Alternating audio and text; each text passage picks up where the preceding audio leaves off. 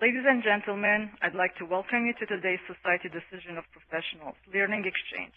My name is Hilda Churakjian, and I have the pleasure of introducing today's presentation, Rethinking VOI, How the Game Changes Things. I would like now to introduce you to the speaker you will be hearing from today. Our featured speaker is Paul Papayoanou, founder of SGG and recently elected SDP Fellow. Paul developed and trademarked the practical application of game theory known as strategic gaming, which he and his firm use to help large and small companies develop business and negotiation strategies. Paul has been using game theory approaches in academia and the business world for more than 20 years. Paul has published extensively, and his most recent book, Game Theory for Business, a Primer in Strategic Gaming, was published in December 2010. Paul, thank you for being with us today. Thank you for having me, Hilda. You will also be hearing from Carl Swetzer, Chairman of the Society of Decision Professionals. Carl is also Chairman and CEO of Strategic Decisions Group, and he is Program Director of the Stanford Strategic Decision and Risk Management Certificate Program. Carl, welcome. Pleasure to be here. Thank you. Finally, we're pleased to welcome Larry Neal. Larry manages the decision analysis consulting team in Chevron's Project Resource Company and is the chair of the DA Steering Committee.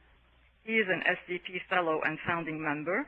He co-chairs the Certification Council and is a member of the Program Council. Larry, welcome to today's Learning Exchange. Thank you. Carl and Larry will be interjecting during the presentation and give their perspectives, but before we move to Paul's presentation, I'd like to ask you a few polling questions. Please answer as you wish. In your organization, how are the implications of competitive choices explored? We don't explicitly take competitors into account. We make assumptions about what competitors will do based on history. We take competition into account in ad hoc, unstructured way. We systematically take account of competitor decisions in a structured way.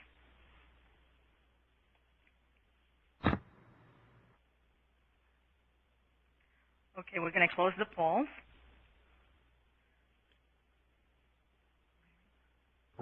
Looks like we have a lot of folks that take it into account, about half unstructured, half structured. It's very interesting. It's going to be interesting to see how it relates to what Paul has to say. Thank you, Larry. The second poll question, what has been your exposure to game theory? Non-minimal, some exposure but not deep knowledge, significant academic background but have not used it or used it much in business, significant academic background and or exposure to its application in business.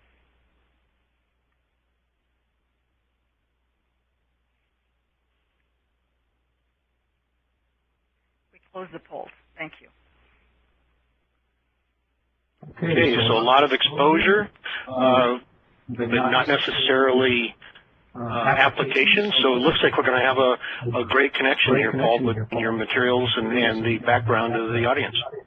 But Larry, I think it's interesting to note that even the people that have had significant academic background, most of them haven't applied it in business. So the application used so far in the audience is not high, and I think that leads to great interest to how do we really make it practical. Yep.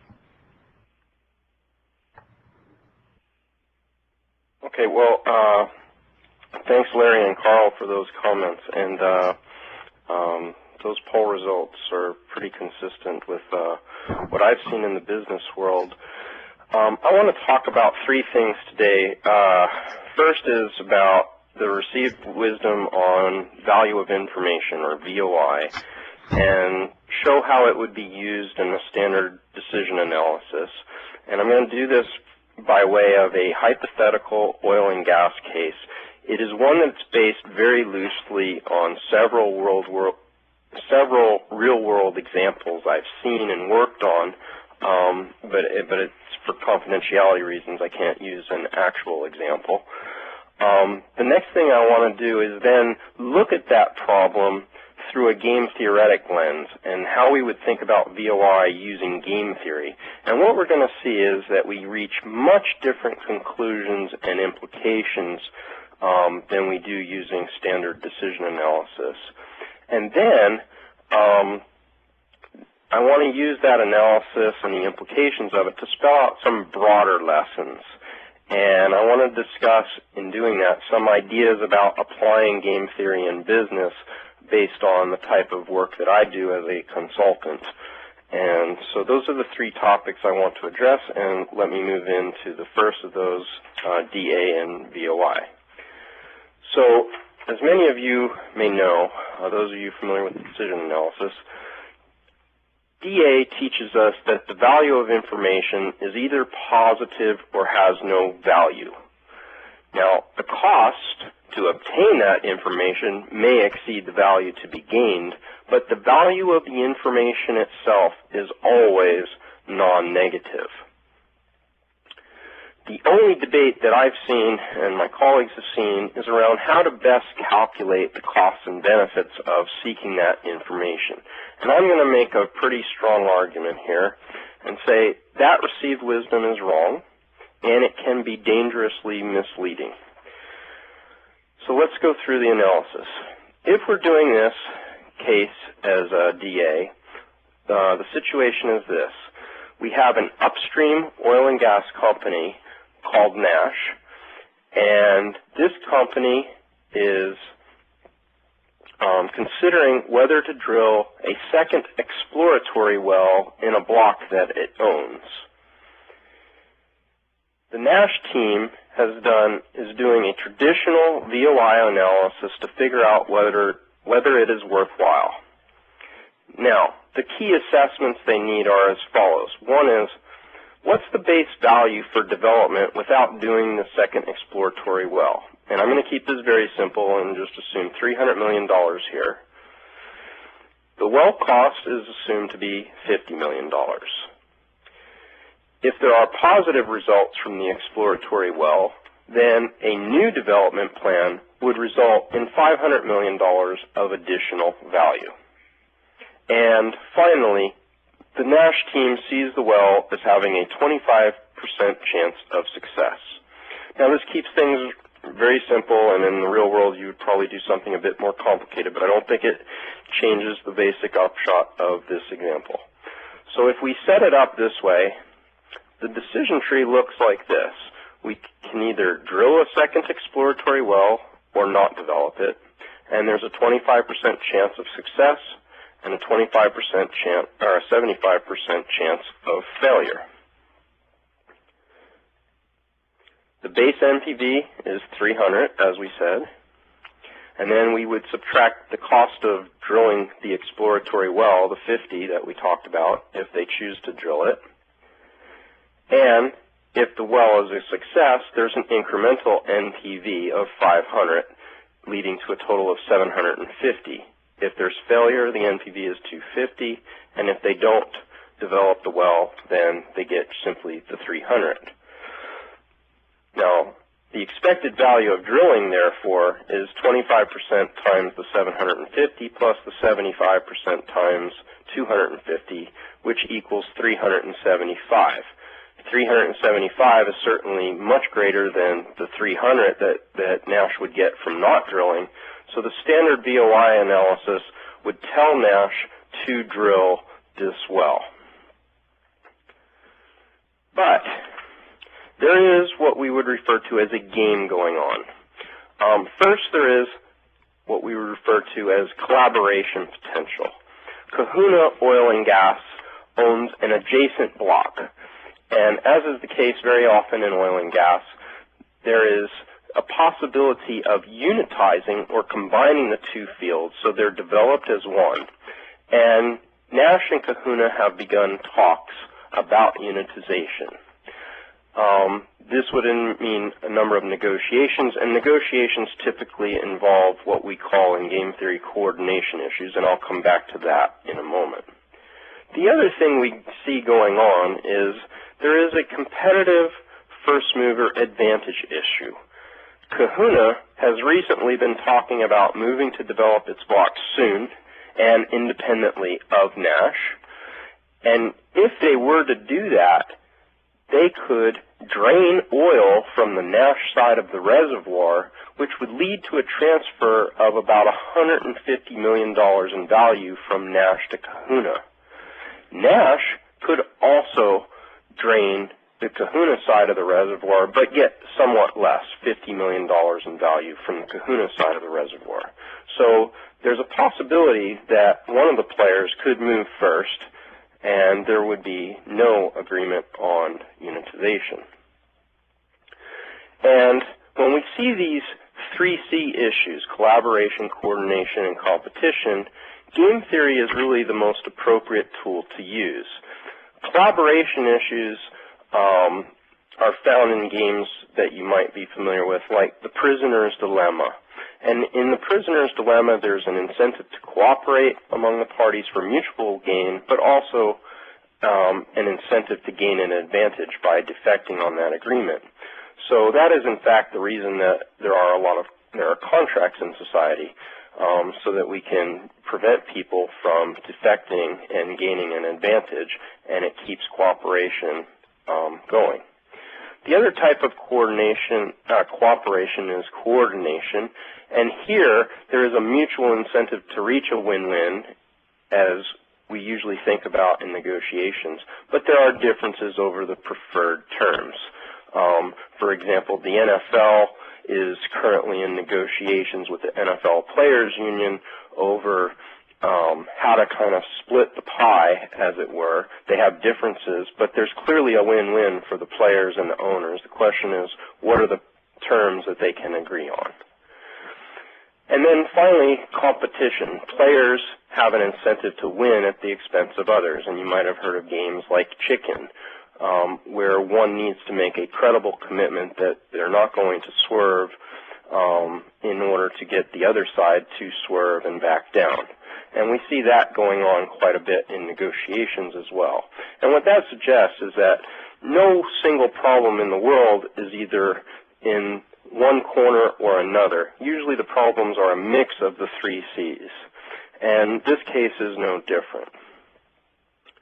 One thing I would also say is that about game theory is, just to give you some historical reference and refer to a popular Oscar-winning movie from about 10 years ago, game theory has really been, since John Nash came up with his equilibrium concept, not so much about games with winners and losers, that is, zero-sum games. What he did was transform game theory into something that could help us think about win-win, win-lose, and lose-lose possibilities all in one. And for those of you who saw the now 10-year-old movie and recall the bar scene involving a beautiful blonde, that was director Ron Howard's way of explaining Nash's equilibrium. And I'll leave it at that, and probably many of you recall that scene. Moving on then, the other thing to note is that game theory is in the same family as decision analysis. They both come from the decision sciences, and they share some similarities, but they differ in some subtle but important ways. One is that game trees model the actions of other players as decisions, not uncertainties. In a decision tree, you would typically, if you were to think about other players' decisions at all, you would use a circle there and say this is an uncertainty, and you would assign some probability. We don't do that in game theory. In game theory, each player's decisions are a function of others' decisions and their own payoffs, their value at the end of the tree. And finally, chance events, like you would see in decision trees, can be incorporated in game trees in the same way you would in a decision tree. So we can include all the uncertainties that one would include in a decision tree in a game tree, but we're going to have other players make their own decisions in this. What this also suggests, because we need to know the payoffs of the other players, is there usually needs to be some economic modeling. When we do economic modeling at SGG, it is similar to decision analysis, but you have to do essentially a model from each player's perspective, and then put those together. And what we typically do is put in decision switches in the model, which are choices for all the key players. And depending on how the switches are set, it creates a different game scenario or game outcome with different payoffs for the different players. And we'll talk a little bit more about the economic modeling later. But essentially, that's what's similar and what is different about game theory and DA. So let's look at the game tree for this particular case. We have Nash's choice at the beginning to drill an exploratory well or not. It could be a success or failure. And then we have a choice for Kahuna to develop now or develop later. And that's throughout at all three of these nodes here. Okay. Now, we get Nash's payoffs here, and you'll notice that we took the payoffs from the decision slide in this first column here on NPV, and then we added in, or subtracted in, the drainage effect if Kahuna were to develop now and Nash did not. And as a result, it gives us some payoffs at the end of the tree for Nash. But then we have Kahuna's payoffs as well. And here we've estimated that they have a base NPV of 200. They could gain from the drainage effect, or they could lose from drainage if they develop later and Nash develop now. So we have payoffs at the end of the tree here and here for Nash and Kahuna. Now, what does this tree tell us? Well, we use in game theory a process that's very similar to rollback in decision analysis. It's called backwards induction. And what we do is we start at the back of the tree and we ask, which way would the player move if they were at this point in the tree? And what you see from the red arrows here is that Kahuna would prefer to develop now rather than to develop later at all of its nodes. Nash, meanwhile, would prefer to develop now. And the reason is the expected value of drilling for Nash is now 225 because they have a 25% chance of getting 600 and a 75% chance of getting 100. That 225 is clearly less than the 300 from not drilling. So contrary to the DA, Nash should not drill the second exploratory well. And so my conclusion from that is that the first mover advantage makes the information have negative value. Can I stop you here for a second, Paul? Sure, Carl. So if I take a decision analytic perspective only, wouldn't I have the same tree as you're showing now as opposed to the simplistic tree before? Only instead of them being decisions, they'd be uncertainties. So I'd have the success, and Kahuna is a probability of whether they'll develop now or develop later. Okay, there's two answers to that. One is a framing issue. One thing we've seen quite often is that companies, when they're doing the decision analysis, they often try to avoid thinking about the other player, and they typically put the other player's choices as tactics, things to be looked at later on. And so quite often in the framing process, and we'll come back to this framing issue later, quite often in the framing process, they would ignore this potential of the other player's moves. The second answer is, if they did include the other player's moves, they have to assign a probability about whether Kahuna would develop now or develop later. And typically they're going to do that based on a different sort of assessment than actually crunching the numbers from Kahuna's perspective. So two things here. One is you got me totally convinced that adding the competitor as either as uncertainty or the game theoretic where the uncertainty is made deterministic by the opponent making the decision or the collaborator making a decision. Either way, adding it in is a great advance. You got me totally convinced on that. And the second issue is then to assign a good probability. I think I'd want to run the game anyway.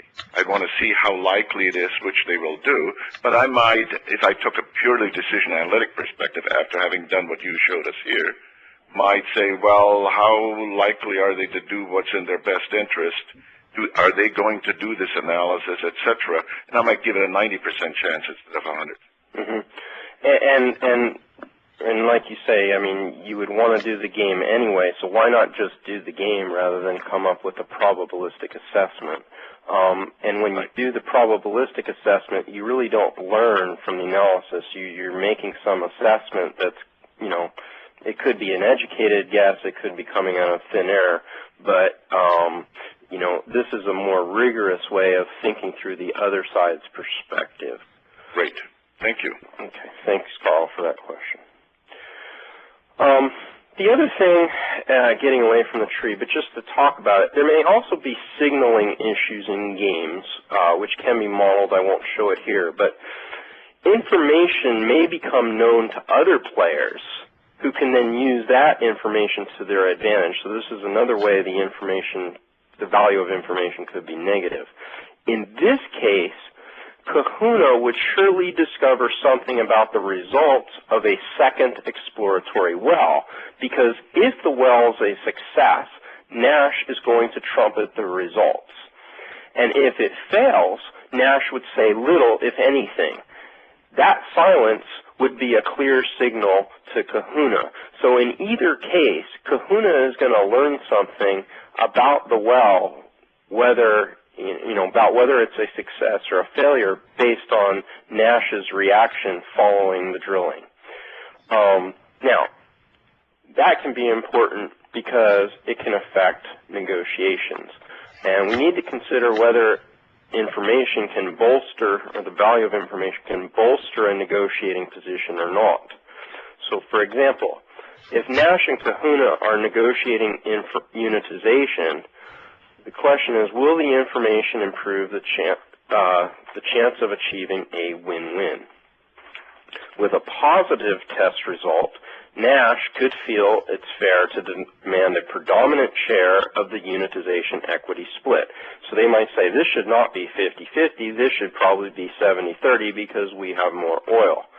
Now, that may be more fair, but fairness is beside the point. The prospect of such a demand of Nash asking for something like 70-30 might give Kahuna more reason to develop its own block separately and quickly. A second exploratory well may therefore not bolster Nash's negotiating position and, in fact, could ensure that Nash is a disadvantaged second mover. Now, let's see if that's the case in this particular example.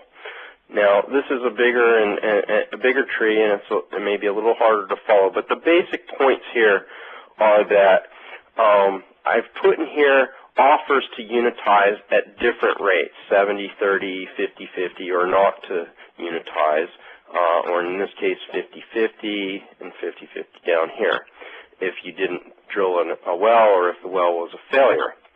Now, in this particular game, and this is why, well, another point I'll make is the numbers matter, we have to look at the numbers. And what do the numbers tell us? Well, the numbers tell us, actually, that there is no room to unitize at all, whether the well is a success or a failure. And so, therefore, whether Nash drills or not, there's really no unitization win-win. Now, of course, in other cases, the numbers might look somewhat different, and you might find a win-win that is at 50-50 but not 70-30, or you might find that 70-30 does work, and you would go for that. It's important, therefore, to kind of think about the numbers, but it's also important in this particular case for Nash to not get overly greedy because they think it might be more fair. Now, these sorts of issues we've talked about are not uncommon, and they've even been in the movies. I've seen unitization be an important issue quite often in the oil and gas business, and recently I saw something analogous in a movie from a few years ago called There Will Be Blood. In the movie, which is about an oil man, Daniel Plainview, from the early 20th century, and he's played by Daniel Day-Lewis, who does a phenomenal job in the movie. And toward the end of the movie, this Daniel Plainview gets an offer from one of the other main characters in the movie, a man named Eli. And Eli offers to lease a tract to Daniel Plainview that he had been unable to get earlier from the owner, Mr. Bandy. So he explains to Eli, though, that it's too late. He says, quote, "The land has been had because of drainage." And the reason was he owned all the leases around the tract and had already drained the oil. And since he had drained the oil, there was no deal to be made at that point in time. And to explain it, he tells Eli in a rather blunt way, "If you have a milkshake and I have a straw that reached across the room, I drink your milkshake." Had the owner of that tract agreed to the lease earlier, then Daniel Plainview would have actually paid him for it. So clearly Mr. Bandy had not thought through the game entirely.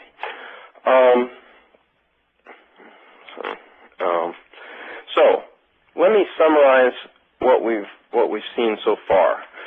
Using a DA framework to calculate VOI and assess its strategic implications can be dangerously misleading. Game situations could make VOI negative due to issues around timing and signaling, and a DA approach to VOI can also blind us to negotiation realities. In framing, structuring, and evaluating a VOI question, and in many other strategy issues, analysts need to pay heed to interactions.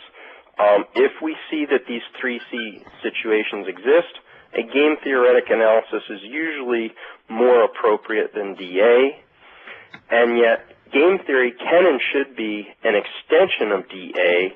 To my mind, the numbers matter. So let me now turn to a little deeper discussion of the broader lessons that this analysis suggests and talk about how game theory could be applied. Paul, yes. Let's stop here for a second. I think we have enough time for a couple of minutes. Okay.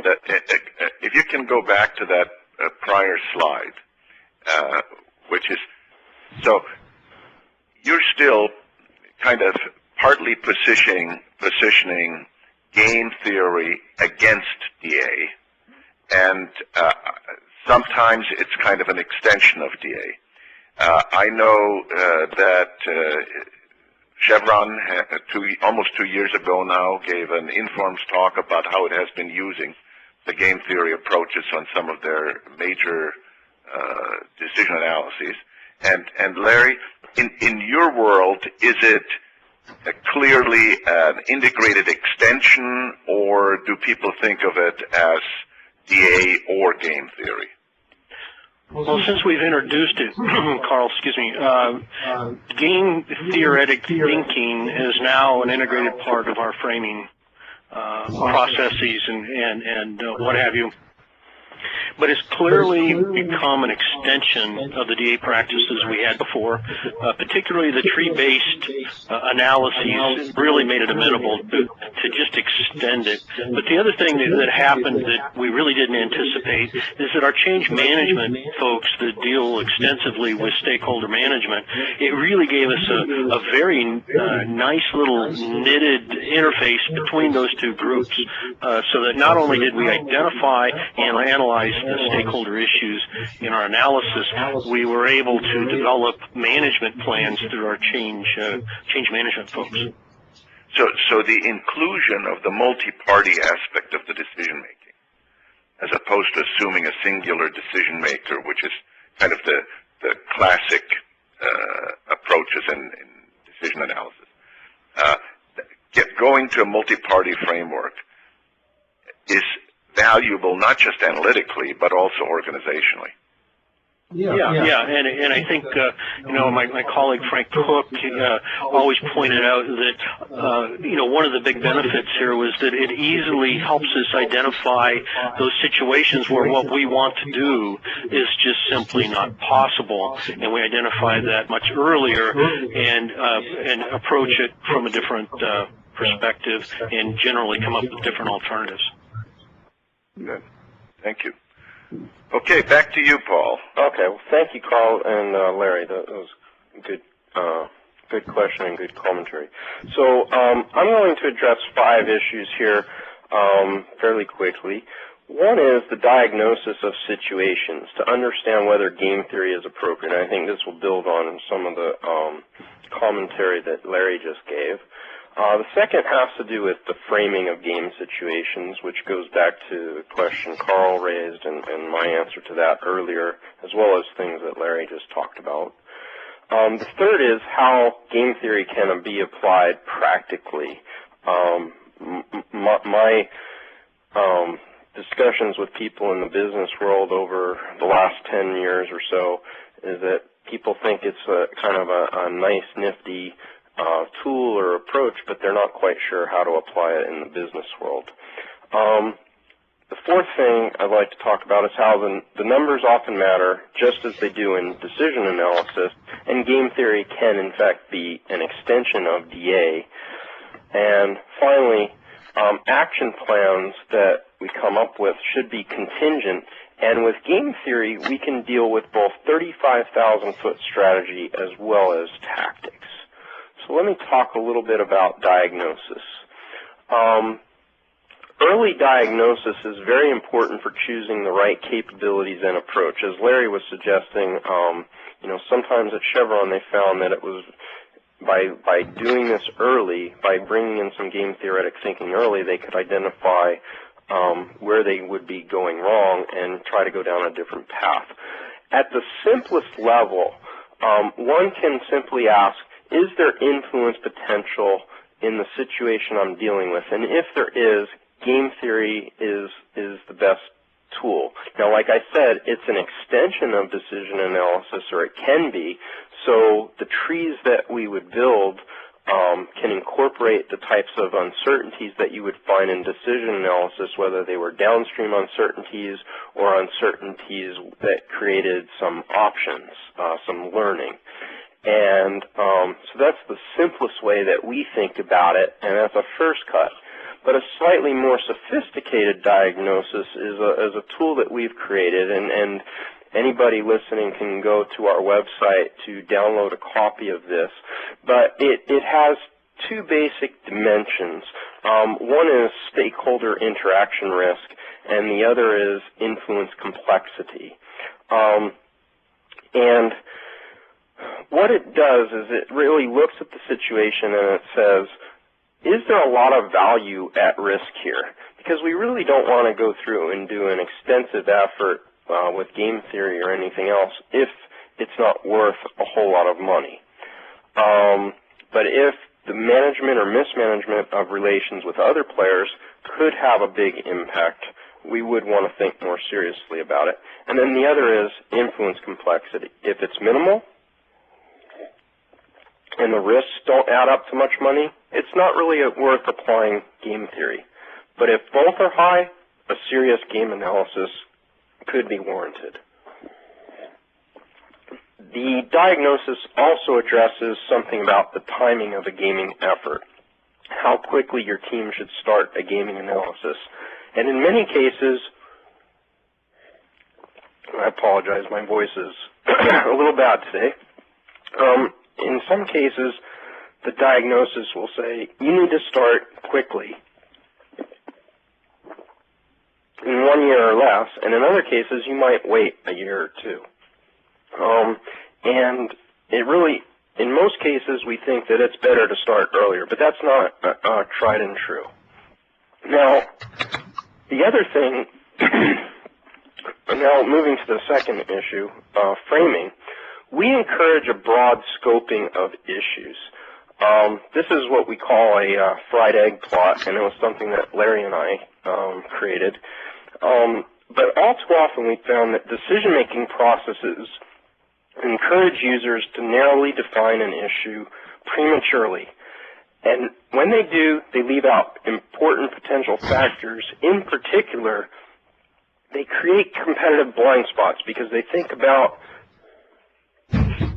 their own decisions and not the decisions and what's important to other players. And the point of this sort of scoping exercise is to get teams to think broadly about the scope of their work from the start. That's not to say we need to solve world hunger, but it does suggest that we usually need to have a broader scoping of the issues. And I'd like Larry to comment a bit on this and talk about it and how it's been used at Chevron. No, thanks, Paul. This was a very interesting outcome from the first few studies that Paul and I did together. And really, where we kind of ended up getting the idea is that we had all the players identified properly, and we had their alternatives or their options identified. We really thought we understood their decision criteria, and we were going like, but one of the players in both of these situations was acting in, and I'll use the term irrationally, because they weren't doing what we thought they should be, and we really felt we were on the right path. But then we started looking at things, and what we found out, and it's the outer ring, the portfolio issues, is very, very frequently a contributor here. And it's not necessarily that you have to model that portfolio, but just the understanding that there were some implications. And in this particular case, this partner or competitor, they had another piece of their portfolio, and the actions taken here had a direct impact on those other assets. Once we understood that, then their behavior became very understandable, and we were able to work out some strategies that were quite successful. So we kind of developed this little view, and every time we sit down, we look at it. We start here, we call it the fried egg plot. We start the yellow in the middle and work our way out and just try to consciously discuss each of those rings. And one thing I've found, Larry, and I think you can speak to this as well, is that even though we've broadened the scope, it actually has made our life easier rather than harder, because we're able to identify potential issues much more quickly, and we also avoid rework later on. Right, and I think that the real thing is to have the discipline not to model all of this. You don't need to do that. Just a simple understanding in most cases is quite adequate. Correct. Thank you, Larry. The next issue is how to apply game theory, and in my mind, to structure and evaluate interactive situations can in fact be straightforward.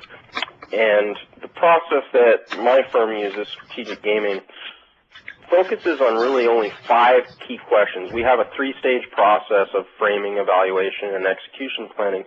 But at the heart of it are really only 5 questions, and these 5 questions are drawn from game theory, and from my background in game theory as an academic. But the first is simply, who are the players, the key players? And usually this is a handful of players or less. Secondly, what choices do each of the players have? Third, in what sequence do the players make their choices? And we can play with alternative sequences to see if a first mover advantage is there or not. We can be flexible there, or, and we don't have to know the sequence, but we can play with different ideas as we model it. The fourth is, what uncertainties do the players have? And in game theory, there's 2 types. One is chance events, like you would find in the DA model, but the other is private information. What do you know that I don't know, or vice versa? And this is important because there would be no reason for signals or bluffs in the business world if there wasn't this private information. And so oftentimes if we can talk about this private information in the game theoretic work, we can unearth some very valuable insights about how we should proceed. And the final question is, what are the payoffs, the value, to each player from each possible outcome in the game? Now, this might seem like it's kind of hard because the game can get kind of big and you have multiple players payoffs, but it's often not a significant amount of additional work, and it is quite tractable. Now, as all of this suggests, economic modeling for game theory can and should be drawn on decision analysis. We showed game trees earlier that had numbers on them. This is another one. These numbers typically come from an economic model, usually built in Excel, very DA-like, and we can do all the sorts of drill downs like tornadoes and S-curves and waterfalls and so on that you would do in a decision analysis. And doing that sort of thing can make trade-offs explicit from each player's perspective and add valuable insight for strategy as well as tactics. And now I'd like to ask Larry to give one more comment on modeling as a longtime DA person and his perspective on how game theoretic modeling is similar or different. Well, yeah, and this will just be a brief comment because it really, in hindsight, it seems to be somewhat elementary. But when we first launched off in this, we were doing, strictly DA modeling, decision analysis.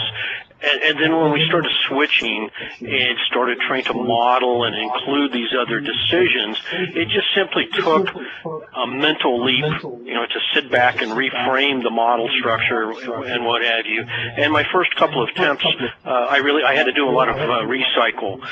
So I just want to kind of mention that because it does take a little bit of a mental shift in the way that you structure your model because you're now modeling decisions and not uncertainties. And again, that sounds a little bit elementary, but it is a shift, and if you do decide to do this, sit back and think strategically about how you're going to approach the model structure before you leap in. And the model you're talking about is modeling what you believe others will do. Right, and if you're modeling their P&L, from their perspective. Yeah. Right. So it takes a little bit of extra thought, and my first couple of attempts weren't particularly successful, but over time we've gotten better and better at it. And there are also a number of interdependencies that you're programming in, given the interdependency of the choices of the players, right? Right. And now, what's more, or what's the big improvement? Is it the change in perspective to include the other parties and their decisions, and therefore even I've seen companies when they open their mind to multiplayer decisions, you have to seek completely different information. They hadn't even analyzed the other person's information and financial situation and interests until they took the perspective. Or is it more in the analytical, or is it just a combination of both? Larry, you want to answer that? Well, I just think, I think it's a combination of everything, and just looking at the different perspectives and understanding what their drivers. And Frank Cook just posted a question and wanted to talk a little bit about modeling non-P&L players such as governments and communities and how you might include those. And Paul, would you like to? Sure. Yeah, and that's something we do quite often as well. Is when there aren't economic measures, then we need to think about the outcome of the game and how the players might rank the different outcomes of the game, and you work back from there. So rather than having an NPV number, you might have 5, 4, 3, 2, 1 as rankings for those sorts of players. The other thing is, sometimes with governments, they have different value measures, much different than companies, so they might care about local content employment,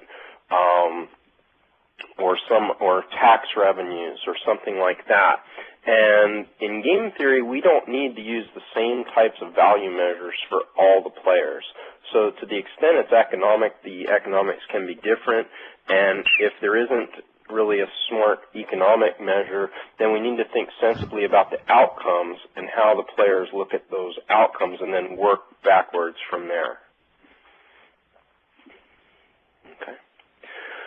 Now, I think, Paul, you originally came from the kind of political application of game theoretic questions, right? That's correct. I was a political scientist for many years, and used game theory in that, and never used numbers really. We usually used some variables and said A is greater than B, things like that. And so quite often I can draw on my political science background to help think through how we model the game, including the political actors. Great.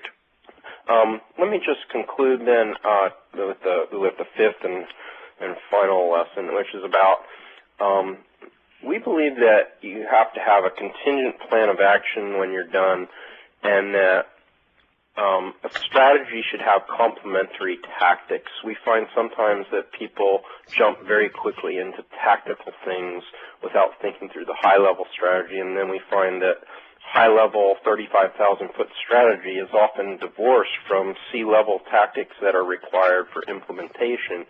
And game theory enables us to first come up with 35,000-foot strategy, put it into a contingent plan of action, and then talk about tactical things like this call-out that's in gray here, where we imply a threat to go it alone, and how that would result in alpha's most feared outcome, and talk about the credibility of the threat. So sometimes toward the ends of our projects, we're actually working on very detailed tactical plans, including notes on how to have a lunch meeting, for example. And those can be very valuable for the company. And with that, I will stop and let Carl and Larry comment and or take some other questions. Okay. Larry, why don't you go first here? Okay, yeah, we've got a small handful of questions, Paul, have been submitted, and so what I'd like to do is go ahead and read them off briefly, and if you could respond to them. Sure. Okay. This one is from Sumik Raha, and he says, a game theoretic framework makes extremely strong assumptions on the structure of the game. What if the structure is not static and two players choose to sit down in an environment of mutual trust and take an ecosystem perspective to maximize overall value created? Will game theory have any utility in such a scenario?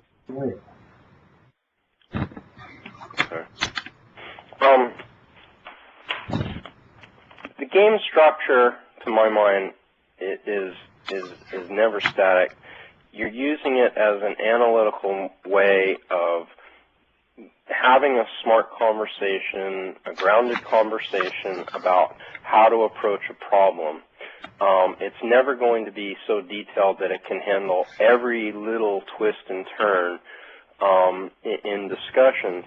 And you need to keep that in mind. And you know, we often, especially when we're building the contingent roadmaps, we talk about stepping outside the game and making it more real, you know, bringing it down to earth, because it can only be so specific as to the issues. But in a game, you do have assumed competition, where I think where Somik is going with his question is, you almost assume, let's use your example previously, unitized interest and finding the best solution before you get caught up in the how do we divide the pie. So it seems to me you have to if you take that complete mutuality of interest into account, you have to share your preference functions and that get the maximum of what you could get combined, and often to do that, you have to kind of settle on how you're going to divide the pie first. Yeah, it depends, Carl. My kind of rule of thumb, but I wouldn't say that it's you know, always the case, but typically when you're looking at a win-win, we often, when we get down to tactical issues, talk about how we should share information. People are usually thinking, oh, they need to hide information. But oftentimes you have to share information. What information you share is often very important and something we deal with quite a lot. Where you have a more strictly competitive situation, you're usually hiding the information. Now that's not, it may not be always the case, but many times that is.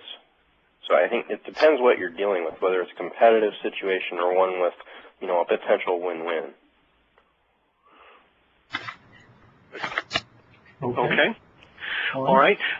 So we have a couple questions here, Paul, relating the comments about DA versus gaming, and I'll read a question from Aaron Lacey here. It says, hi, would you explain how the game tree is more rigorous than the DA perspective? I agree completely that it's helpful to think of competitors excuse me, when that is appropriate in a frame, but it does not seem to be in conflict with DA.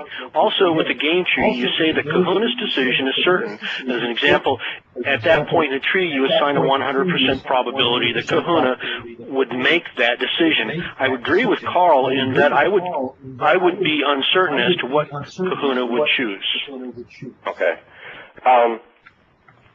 Okay, I think there's two questions in there. First, on let's deal with the second question about Kahuna and 100% probability. Yes, in the example, I was saying, and in game theory, really what you're coming down to is not coming up with a probability, but coming up with a 0-1 answer. They either do this or do that. Now, when we apply this in practice, we think about the numbers, and we often tell our clients, well, if the numbers are very close, we can't really give you a good prediction of what they would do in that if you got down that path. And that's often very important because it can give rise to tactical issues and what sort of things you communicate or ask of another party. And so in that sense, even though you're not getting a 0-1 prediction, you're actually, you're learning something nonetheless, and you're finding the potential for further learning. So while I did talk about things in terms of 0-1, in the real world, you do have to be careful about that. I mean, if the numbers are 105 versus 100, I'm not going to feel terribly comfortable about saying that the other player is going to choose the alternative with 105, especially since models are quite inexact. And secondly, as to more rigorous, what I was referring to is you're more rigorously thinking about the other party's perspective, and you're framing that in, and you're building it into a model that has the other player's choices as endogenous to the overall model. And you can't really do that in DA. The other is, and this is not really answering the question about rigor, but another point about this is, what's the logic going on here, and how is it different than DA? What a game theoretic logic forces you to do is think through the issues much more like a game of chess. In decision analysis, if you're assigning probabilities, you're not really playing chess. You're saying, well, he could move his rook 50% of the time, and he could move his knight 50% of the time. But that's not really the way you play a game of chess. The way you play a game of chess is by thinking through, what should I do given what the other players are going to do in response, and so on and so forth.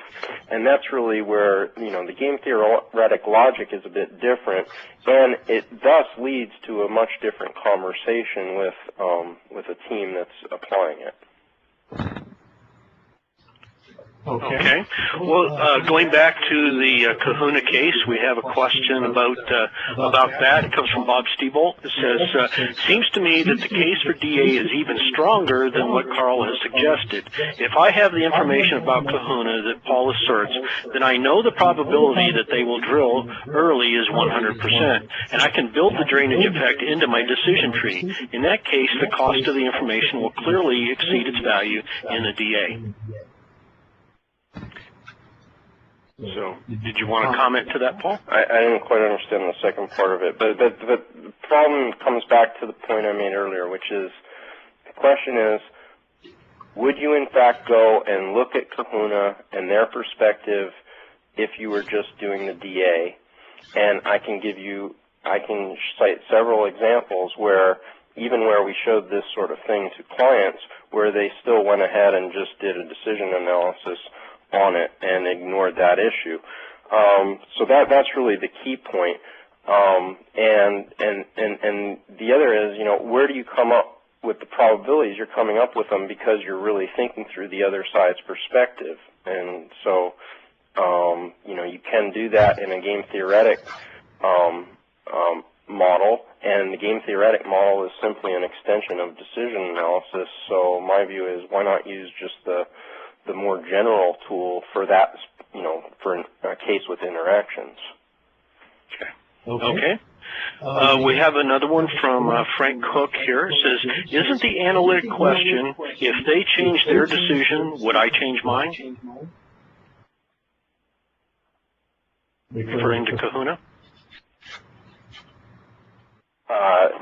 Well, yes, and I mean, what this would often give rise to, and in the conversation you might have is, how could we influence Kahuna to change their decision? Now, the way the numbers were set up in this hypothetical case, we didn't see a whole lot of room for unitization, but in the real world, there may well be, or in another case, there may well be, and in that case, yes, you're talking about how do we get them to change their decision or influence them to make the decision that's best for us and them.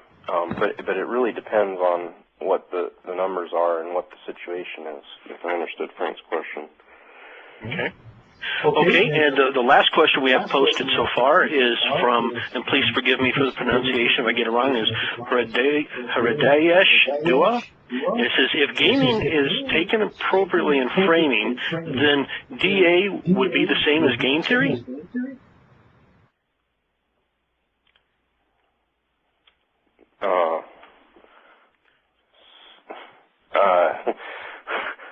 Sorry, I'm not sure. Can you repeat that? If gaming is taken appropriately in framing, then does DA become the same as game theory? Well, it depends on the situation. I mean, you wouldn't apply game theory to a situation that had no other players, and in those cases, you would simply use decision analysis. And so it comes back to the diagnosis question, I think, which is, we need to understand what sort of world we're living in, what sort of situation we're faced with, and what questions we're trying to address, and then we decide which tools are right for the job. My firm believes very strongly in using the right tools for the job, and if someone comes to us with certain types of problems, we often will suggest decision analysis or decision analysis with real options embedded in it rather than game theory. And so you do have to be careful to bring the right tools for the job. I think we're coming to our time. Larry, do you have any more questions? No, we have the questions all cleared here, so I think we're good to go. So back to you, Hilda. Ladies and gentlemen,